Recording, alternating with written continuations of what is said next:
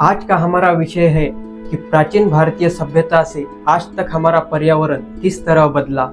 कभी हमारी धरती नीली और हरी दिखती थी, हवा में ताजगी थी, पानी साफ था और मौसम एकदम संतुलित। लेकिन आज हमारी हवा जहर बन चुकी है और नदियाँ कूड़ा घर बन गए हैं। जंगल गायब हो रहे हैं और हर साल मौसम पहले से ज्यादा डरावना होता जा रहा है।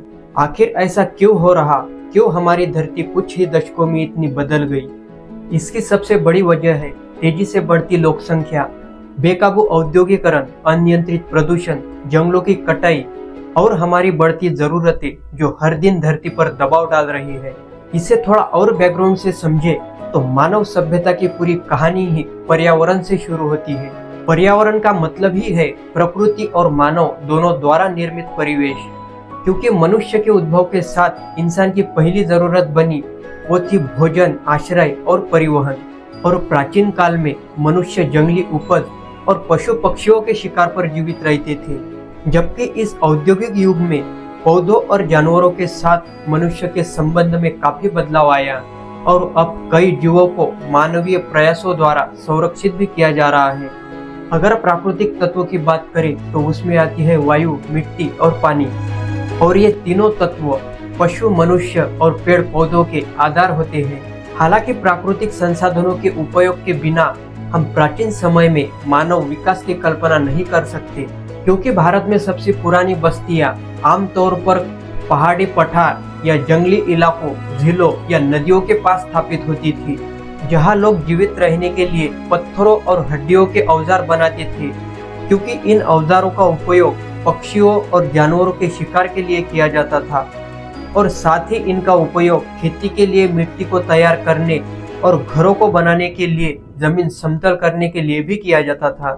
क्योंकि उस समय वनों की कटाई और खेती के बिना उन खेती करने वाले समाजों का बसना लगभग असंभव था, जो गंगा के समतल मैदानों में आकर बसा। इसी कारण देश के विभिन्न हिस्सों में लोहे की खानों की खोज की गई और इसे निकालने की तकनीक और लोहे के उपकरणों के निर्माण कौशल्य को विकसित किया गया। और अगर बस्तियों की बात करें तो बस्तियों के स्थान और आकार मिट्टी और जलवायु की स्थितियों जैसे पर्यावरणीय कारकों पर निर्भर थे, जिसके आधार पर स्थानों का चयन निर्धारित किया जाता था। और अगर बात करें नदी, झील, जंगल, पहाड़, खनिज और उपजाऊ मिट्टी की, तो इनके साथ अनुकूल बारिश वाले इलाकों ने भी कई बसावटों को अपनी तरफ आकर्षित किया। दूसरी ओर शुष्क और जल संसाधन रहित रेगिस्तान ने लोगों को बसने से परावर्तित कर दिया। उस समय उत्तर भारत के केवल गंगा क्षेत्र में ही बस्तियों का निर्माण संभव हो पाया, क्योंकि वहां पानी, कृषि और रहने की अनुकूल परिस्थितियां थी।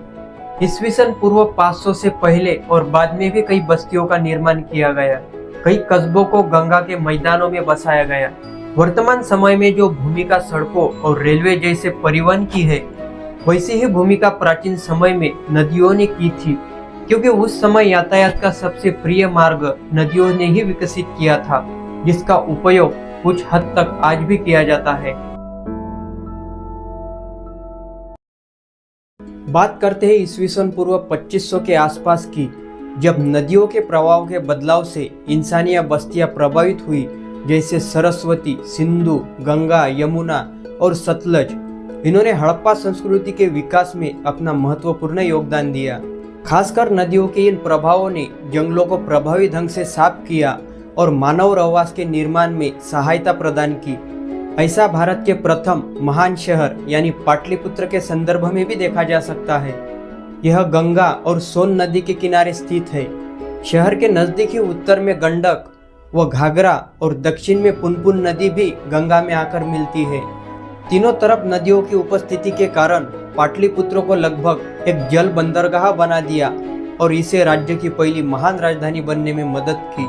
हालांकि बस्तियों के बसावट के लिए नदियों का किनारा एक उपयुक्त स्थान था। लोग तालाब और झील के किनारे भी बसे और जलाशयों के किनारे जीवन का बसना आज भी उसी तरह जारी है। अगर हम हड़प्पा संस्कृति की बात करें तो हड़प्पा संस्कृति एक शुष्क और अर्ध रेगिस्तानी क्षेत्र में पाई जाती है।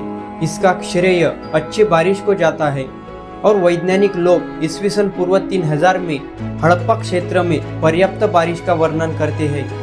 पर जब यहाँ कम बारिश हुई तो इसका प्रतिकूल प्रभाव मानवीय बसावटों पर पड़ा। निश्चित ही बारिश ने कृषि और रहवास की स्थापना में मनुष्यों को सहायता पहुंचाई है, लेकिन उष्णकटिबंधीय मानसून की भारी बारिश ने लोगों के नियमित काम को बाधित भी किया। अगर प्राचीन समय की बात करें तो हर वर्ष बारिश के मौसम में गौतम बुद्ध 4 महीने के लिए अपनी बुद्धिज्म की शिक्षा दीक्षा को रोक देते थे। इस दौरान वे वर्षावास के नाम पर राजगृह, वैशाली और श्रावस्ती जैसे स्थानों पर चले जाते थे। राजगृह, वैशाली और पाटलिपुत्र का संबंध आज के बिहार, झारखंड और ओडिशा से संबंधित है। ऐसा कहा जाता है कि गौतम बुद्ध ने श्रावस्ती में 26 वर्षावास किए।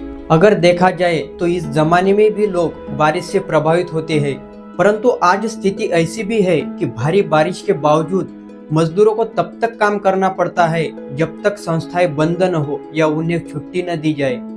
पर अन्य प्राकृतिक आपदाएं भारी बारिश से भी अधिक भयानक होती है। इसमें बाढ़, तूफान और भूकंप शामिल होते हैं। हमें मौर्य पूर्व समय के एक ऐसे अकाल का उल्लेख मिलता है जिसमें कुछ जैनों को मगध से दक्षिण भारत तक पलायन करना पड़ा था। इसकी पूरी जानकारी हम अगली आने वाले वीडियो में जरूर बताएंगे। इसके सिवा हम नदियों की बात करें तो प्राचीन समय में नदियों को दैवीय शक्ति माना गया है। ऋग्वेद में सरस्वती नदी को देवी के रूप में दर्शाया गया है।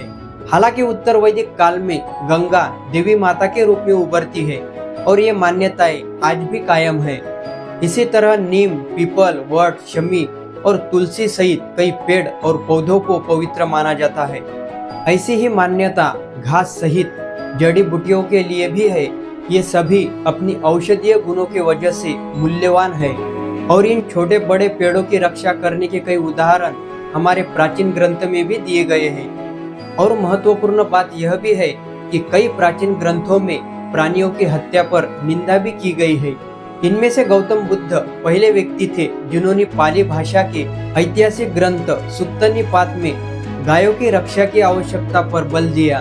उन्होंने गौ पालन पर जोर दिया क्योंकि उनके विचार में पौधों को विकसित करने के साथ साथ पशु भी लोगों को भोजन, जीवन, शक्ति, स्वास्थ्य और खुशी प्रदान करने में सहायक होते हैं। और यही पर्यावरण की पृष्ठभूमि प्राचीन भारत का इतिहास समझने में हमारी मदद करती है।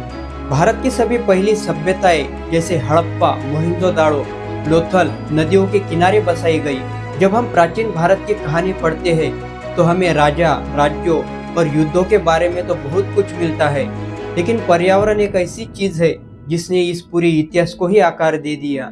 अगर संक्षिप्त में कहा जाए तो पर्यावरण ही प्राचीन भारत की नींव है। जैसे नदियाँ, पर्वत, मिट्टी, जलवायु और प्राकृतिक संसाधनों ने न सिर्फ सभ्यताएं विकसित की बल्कि आज हमारे लिए इतिहास के सारे दरवाजे भी खोले। इसी वजह से पर्यावरण को इतिहास का सबसे पुराना सबूत कहा जाता है।